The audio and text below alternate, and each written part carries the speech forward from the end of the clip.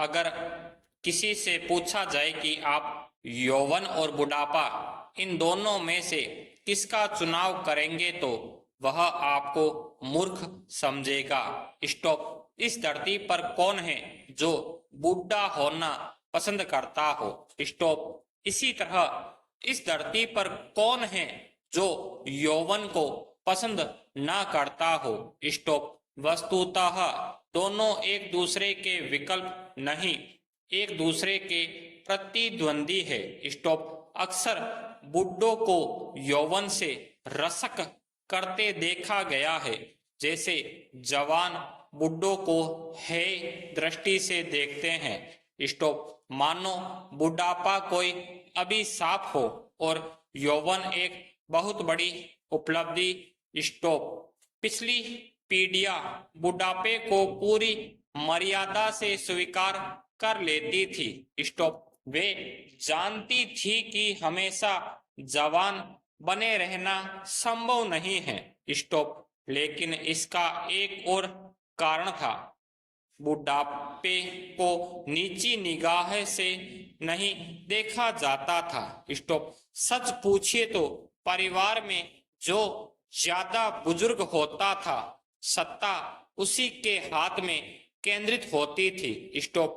परिवार के युवा सदस्य खुशी खुशी उसकी बात मानते थे। स्टॉप। समझा जाता था कि बुजुर्ग ज्ञान और अनुभव का भंडार होते हैं तथा उसकी सत्ता इसी पर टिकी होती थी, ना कि उसकी उम्र पर।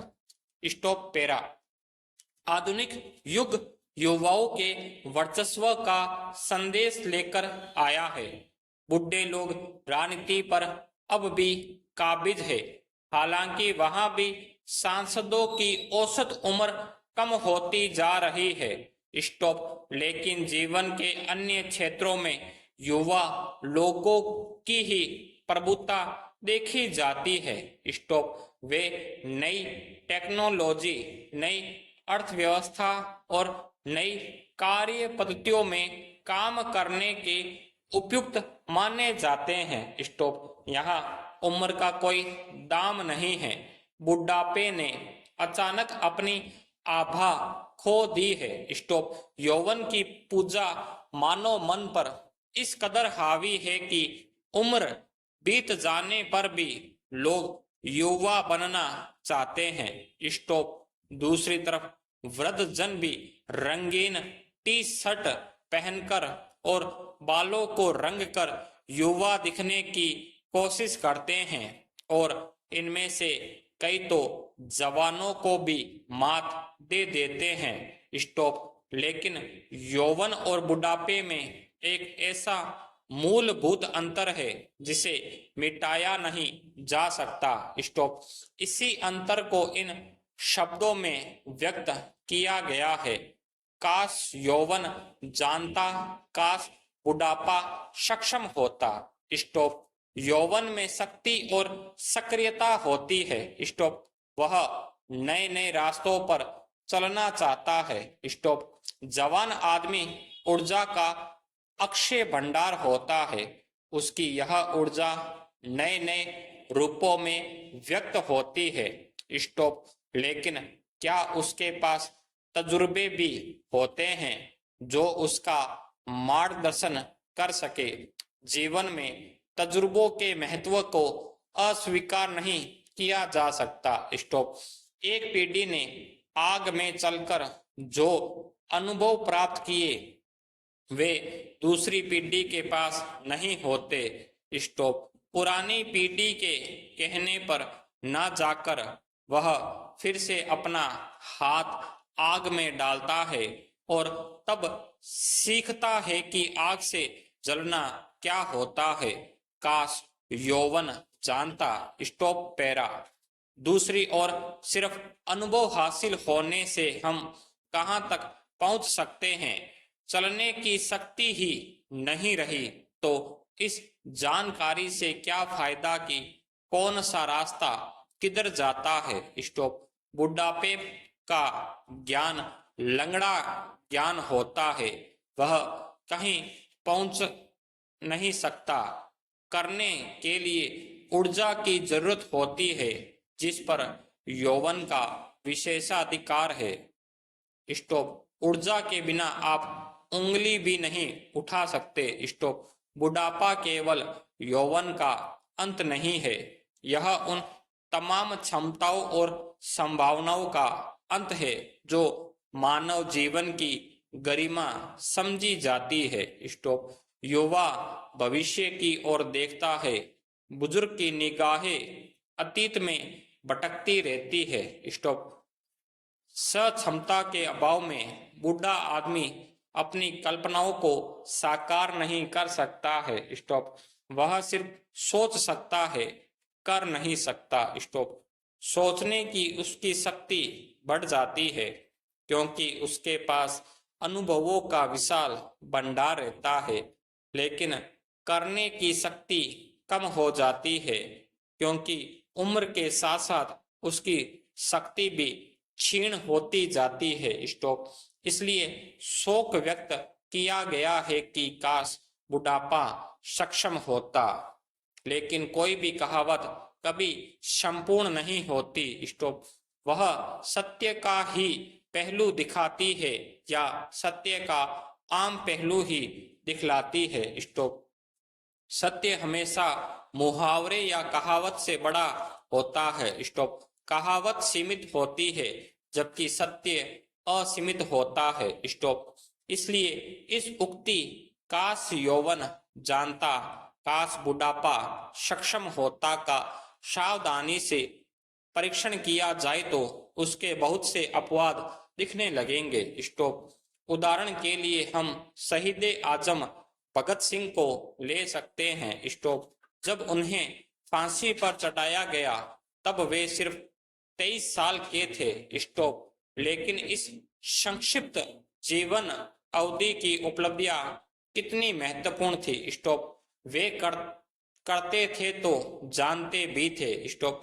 उन्होंने जो किया वह ज्यादा प्रसिद्ध हुआ, लेकिन उनके प्रभुत लेखन से कम ही लोगों का परिचय है। स्टॉप।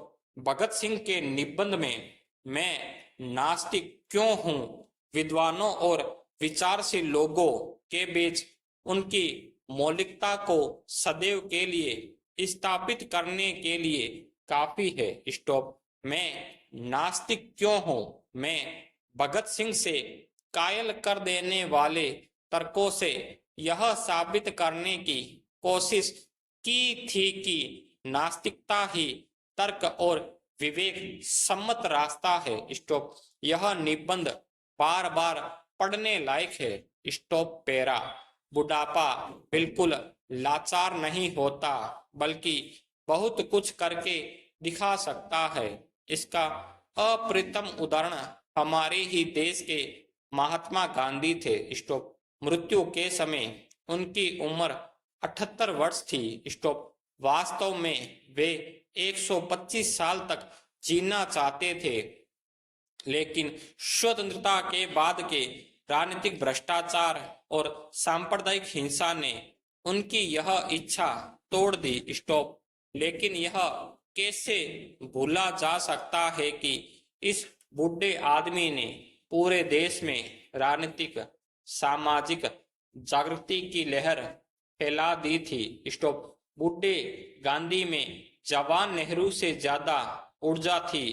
15 अगस्त 1947 को जब दिल्ली आजादी का जश्न मना रही थी, गांधी जी ने नोखा खाली में सांप्रदायिक हिंसा की आग को बुझाने में लगे हुए थे।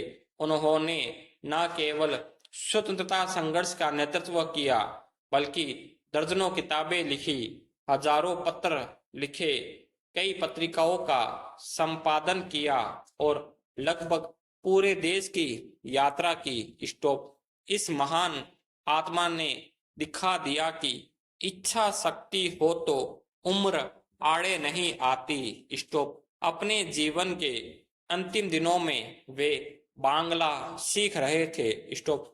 कहा जा सकता है कि ये सभी अपवाद ही थे। मजे की बात यह है कि ऐसे अपवाद सभी देशों में मिलते हैं। जब नेपोलियन फ्रांस की राजसत्ता पर काबिज हुआ, उसकी उम्र 35 साल थी और अब्राहम लिंकन जब संयुक्त राज्य अमेरिका के राष्ट्रपति चुने गए तब वे 52 वर्ष के थे, यानी जीवन का बड़ा हिस्सा जी चुके थे।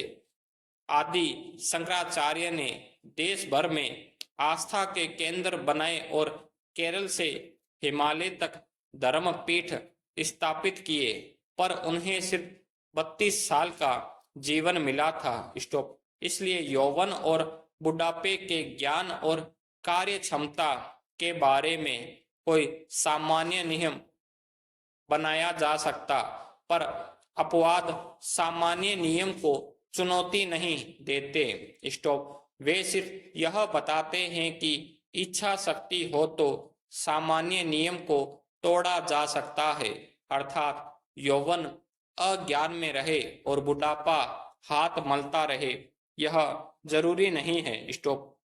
सामान्य लोग अपवादों से बहुत कुछ सीख सकते हैं और अपने जीवन को तथा समाज को बेहतर बना सकते हैं।